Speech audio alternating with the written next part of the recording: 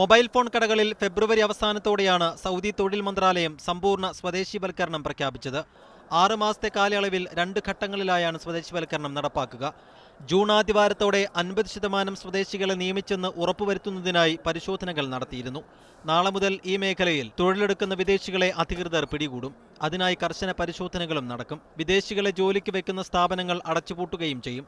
നിലവിൽ ഈ മേഖലയിൽ ജോലി ചെയ്യുന്ന വിദേശികൾക്ക് മറ്റു മേഖലകളിലേക്ക് തൊഴിൽ മാറാൻ അനുവാദം നൽകിയിരുന്നു.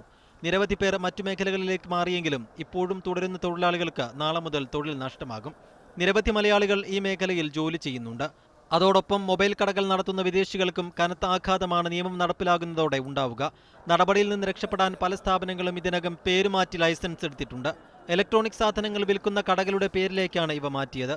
വാച്ച് കടകളായും ഫാൻസി സ്റ്റേഷനുകളായുമൊക്കെ മൊബൈൽ സ്ഥാപനങ്ങൾ മാറിയിട്ടുണ്ട്.